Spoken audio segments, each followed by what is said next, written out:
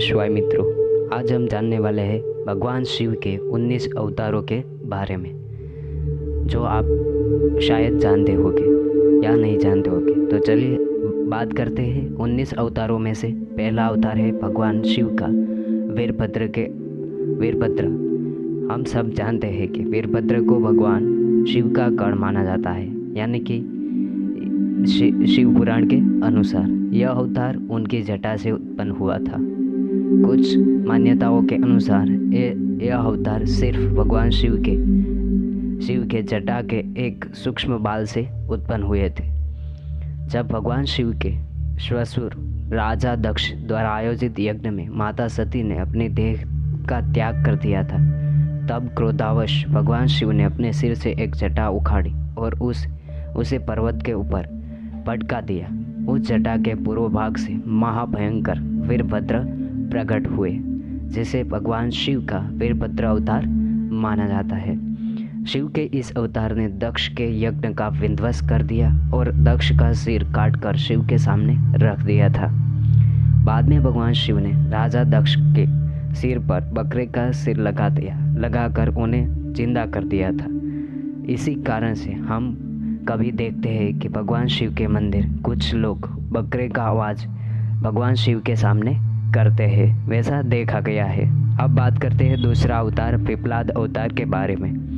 भगवान शिव का दूसरा अवतार पिपलाद अवतार के नाम से जाना जाता है। कथा है कि पिपलाद ने देवताओं से पूछा कि क्या कारण है कि मेरे पिता दधीचि जन्म से पूर्व ही मुझे छोड़कर चले गए। देवताओं ने बताया कि शनि ग्रह की दृष्टि के कारण ही ऐसा कुयोग बना।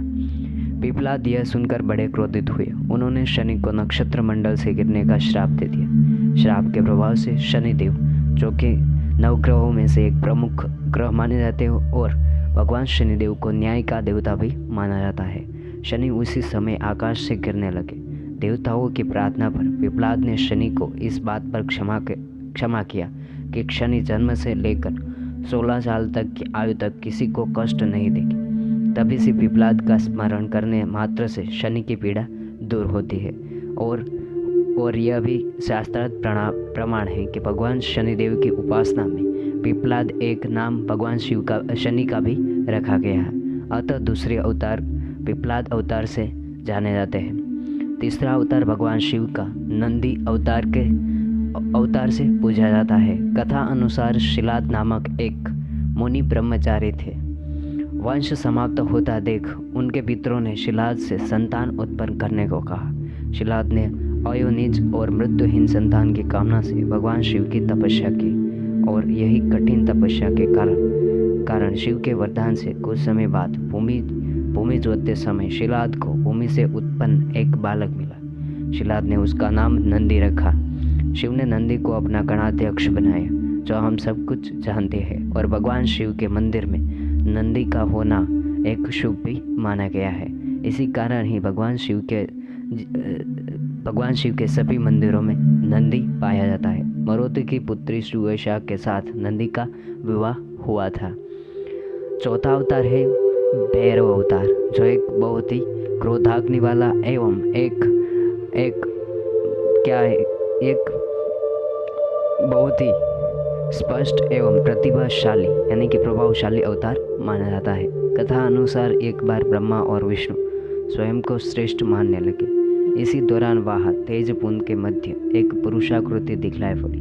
उन्हें देखकर ब्रह्मा जी ने कहा कि चंद्रशेखर, तुम मेरे पुत्र हो, अतः मेरी शरण में आ जाओ। ब्रह्मा की ऐसी बात सुनकर भगवान शिव को क्रोध आ गया। उन्होंने उस पुरुषाकृति से कहा कि काल की भांति शोभित होने के कारण आप साक्षात कालराज है, भीषण होने से भैरव है। भगवान शंकर से इन वरों को प्राप्त कर काल भैरव ने अपनी अंगुली के नाखून से ब्रह्मा के 5वें सिर का छेदन किया था। ब्रह्मा का 5वां सिर कटने के कारण भैरव को ब्रह्म हत्या का श्राप या पाप लगा था। इसी कारण वह काशी में भैरव को ब्रह्म हत्या के पाप से मुक्ति मिली थी। शिव महापुराण में भैरव को भगवान शंकर का पूर्ण रूप बताया गया है। 5वां अवतार है अश्वत्थामा। अश्वत्थामा काल, क्रोध, यम व भगवान शंकर के अंशावतार थे।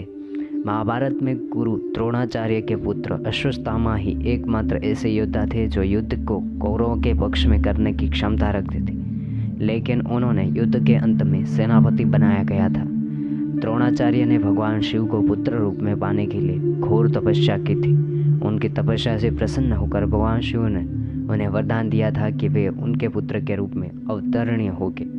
समय आने पर स्वांतिक रुद्र ने अपने अंश से द्रोण के बलशाली पुत्र अश्वत्थामा के रूप में अवतार लिया था, ऐसा माना जाता है। ऐसी मान्यता है कि अश्वत्थामा अमर है तथा वह आज भी धरती पर ही निवास करते हैं और अश्वत्थामा को एक अमरता का वरदान होने के कारण वह आज भी सात लोग हैं जो दिव्य आत्माएं हैं, यानी कि जैसे कि भगवान हनुमान जी भी अमर है, वैसे ही अश्वत्थामा भी अमर पाया गया है। छठा अवतार है भगवान का शरभावतार।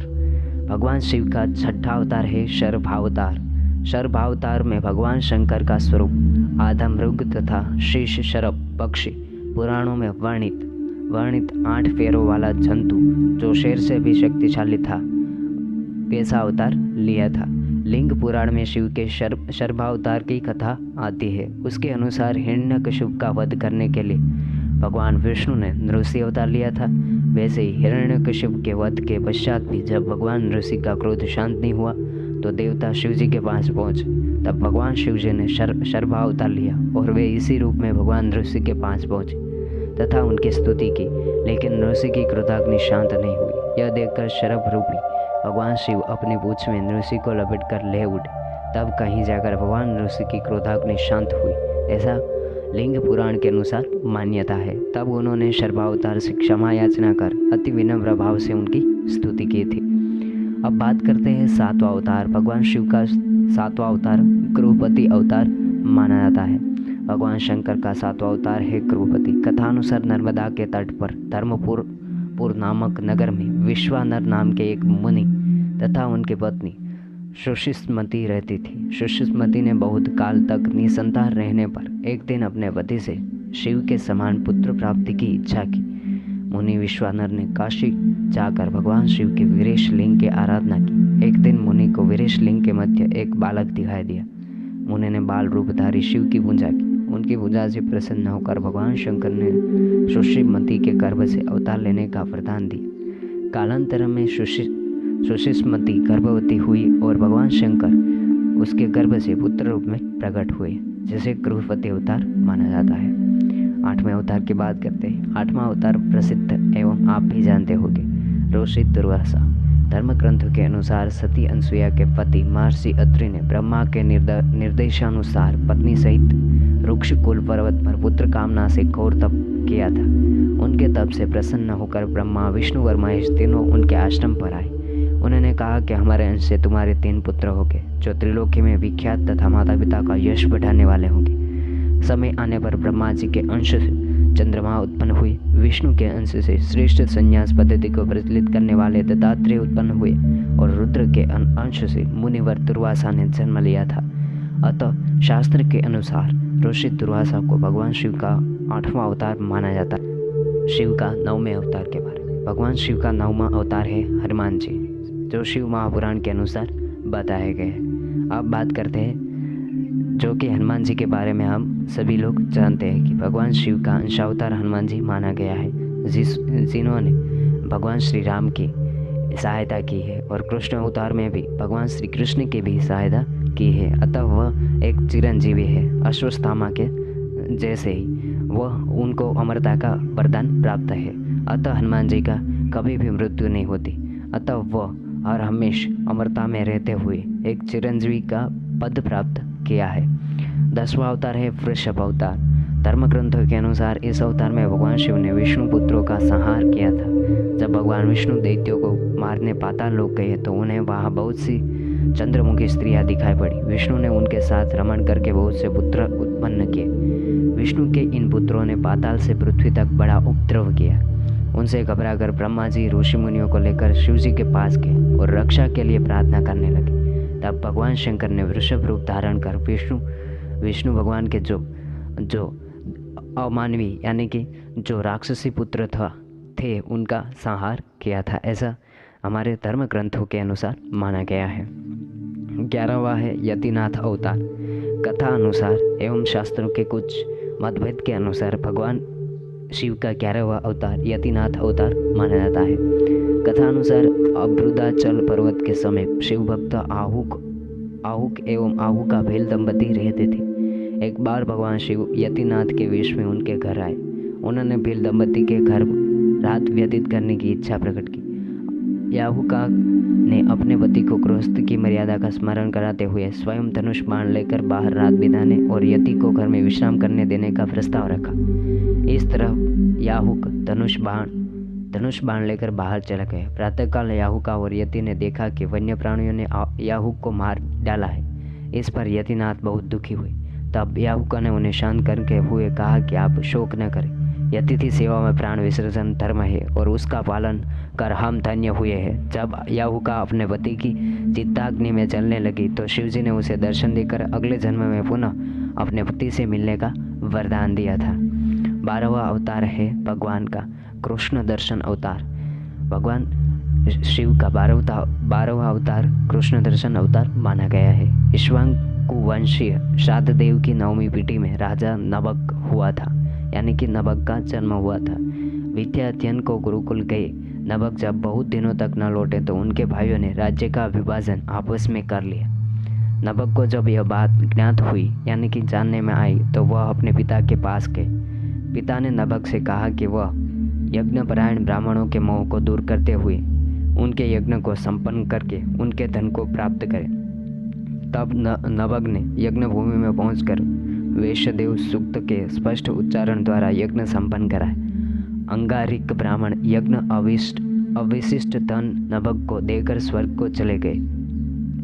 उसी समय शिवजी कृष्ण दर्शन रूप में प्रकट होकर बोले कि यज्ञ के अविष्ट धन पर तो उनका अधिकार है। विवाद होने पर कृष्ण दर्शन रूपधारी शिवजी ने उसे अपने पिता से ही निर्णय कराने को कहा। नबक ने पूछने पर श्राद्ध देव ने कहा कि वह पुरुष शंकर भगवान है, यज्ञ में अविष्ट वस्तु उन्हीं की है। पिता की बातों को मानकर नबक ने शिवजी की स्तुति की एवं भगवान शिव को प्रणाम किया। अतः 12वां अवतार कृष्ण दर्शन अवतार माना गया है। 13वां अवतार की बात की जाए तो अवधूत अवतार भगवान शिव का माना गया है। भगवान शंकर ने अवधूत अवतार लेकर इंद्र के अहंकार को चूर किया था। एक समय बृहस्पति और अन्य देवता को साथ लेकर इंद्र शंकर जी के दर्शनों के लिए कैलाश पर्वत पर गए। इंद्र की परीक्षा लेने के लिए शंकर जी ने अद्भुत रूप धारण कर उनका मार्ग रोक लिया। इंद्र ने उस समय पुरुष से अवज्ञापूर्वक बार बार उसका परिचय पूछा तो भी वह मौन रहा। इस पर क्रोध होकर इंद्र ने जो कि अवधूत पर प्रहार करने के लिए वज्र जोड़ना चाहा, वैसे ही उनका हाथ स्तंभित हो गए। यह देखकर बृहस्पति ने शिवजी को पहचान कर अवधूत की बहुविधि स्तुति की, जिससे प्रसन्न होकर शिवजी ने इंद्र को क्षमा कर दिया। अतः 13वां अवतार अवधूत अवतार माना गया है। 14वां अवतार की बात की जाए तो भगवान शिव का 14वां अवतार धर्मग्रंथों के अनुसार विदर्भ नरेश सत्यरथ को शत्रुओं ने मार डाला। उसकी गर्भवती पत्नी ने शत्रुओं से छिपकर अपने प्राण बचाए। समय आने पर उसने एक पुत्र को जन्म दिया। रानी जब जल पीने के लिए सरोवर गई तो उसे कड़ियाल ने अपना आहार बना लिया। तब वह बालक भूख प्यास से तड़पने लगा। इसी दौरान शिवजी की प्रेरणा से एक भिखारिन वहां पहुंची। तब शिवजी ने भिक्षुक का रूप धारण कर उस भिखारिन को बालक का परिचय दिया और उसके पालन पोषण का निर्देश दिया तथा यह भी कहा कि यह बालक विदर्भ नरेश सत्यरथ का पुत्र है। यह सब कहकर भिक्षुक रूपधारी शिव ने उस भिखारिन को अपना वास्तविक रूप दिखाया। शिव के आदेश अनुसार भिखारिन ने उस बालक का पालन पोषण किया। बड़ा होकर उस बालक ने शिवजी की कृपा से अपने दुश्मनों को हराकर पुनः अपना राज्य प्राप्त किया। अतः भिक्षुवर्य अवतार 14वां अवतार माना गया है। 15वां अवतार है सुरेश्वर अवतार। भगवान शंकर का सुरेश्वर यानी कि इंद्र अवतार भक्त के प्रति उनकी प्रेम भावना को प्रदर्शित करता है। इस अवतार में भगवान शंकर ने एक छोटे से बालक उपमन्यु की भक्ति से प्रसन्न होकर उसे अपनी परम भक्ति और अमर पद का वरदान दिया था। 16वां अवतार है किरात अवतार। महाभारत के अनुसार वनवास के दौरान जब अर्जुन भगवान शंकर को प्रसन्न के लिए तपस्या कर रहे थे, तभी दुर्योधन द्वारा भेजा हुआ मुंड नामक दैत्य अर्जुन को मारने के लिए शुक्र का रूप धारण कर वहां पहुंचा। अर्जुन ने शुक्र पर अपने प्राण से प्रहार किया। उसी समय भगवान शंकर ने भी किरात वेश धारण कर उसी शुक्र पर बाण चलाए। अतः 16वां अवतार किरात अवतार माना गया है। 17वां अवतार है ब्रह्मचारी अवतार। भगवान शिव ने 17वां अवतार ब्रह्मचारी अवतार धारण किया था। दक्ष के यज्ञ में प्राण त्यागने के बाद जब सती ने हिमालय के घर जन्म लिया तो शिव जी को पति रूप में पाने के लिए घोर तप किया। पार्वती की परीक्षा लेने के लिए शिव जी ब्रह्मचारी का वेश धारण कर उनके पास पहुंचे। पार्वती ने ब्रह्मचारी को देख उनकी विधिवत पूजा की। जब ब्रह्मचारी ने पार्वती जी से उसके तप का उद्देश्य पूछा और जानने पर शिव की निंदा करने लगे तथा उन्हें शमशानवासी व कापालिक भी कहा। यह सुन पार्वती जी को बहुत क्रोध हुआ। पार्वती की भक्ति व प्रेम को देखकर शिव ने उन्हें अपना वास्तविक स्वरूप दिखाया। यह देख पार्वती जी अति प्रसन्न हुई। अतः 17वां अवतार ब्रह्मचारी अवतार माना गया है। 18वां अवतार है सुन टन तर्क अवतार। पार्वती के पिता हिमाचल से उनकी पुत्री का हाथ मांगने के लिए शिवजी ने सुन टन तर्क वेश धारण किया था। हाथ में डमरू लेकर शिवजी नट के रूप में हिमाचल के घर पहुंचे और नृत्य करने लगे। नटराज शिवजी ने इतना सुंदर और मनोहर नृत्य किया कि सभी प्रसन्न हो गए। अतः 18वां अवतार सुनट तर्क अवतार माना गया है। अब बात करते हैं 19वां अवतार यक्ष अवतार माना गया है। यक्ष अवतार भगवान शिवजी ने देवताओं के अनुचित और मिथ्या अभिमान को दूर करने के लिए धारण किया था। देवता और असुरों द्वारा किए गए समुद्र मंथन के दौरान जब भयंकर विष निकला तो भगवान शंकर ने उसे विष को ग्रहण कर अपने कंठ में रोक लिया। इसके बाद अमृत कलश निकला, यानी कि अमृत पान करने से सभी देवता अमर तो हो गए, साथ ही उन्हें अभिमान भी हो गया कि वे सबसे बलशाली है। देवताओं के इसी अभिमान को तोड़ने के लिए शिवजी ने यक्ष का रूप धारण किया, अतः यक्ष अवतार माना जाता है। तो प्लीज़ फ्रेंड्स, अगर आपको यह वीडियो अच्छा लगा हो तो लाइक, शेयर और कमेंट करना ना भूलें। Thank you very much.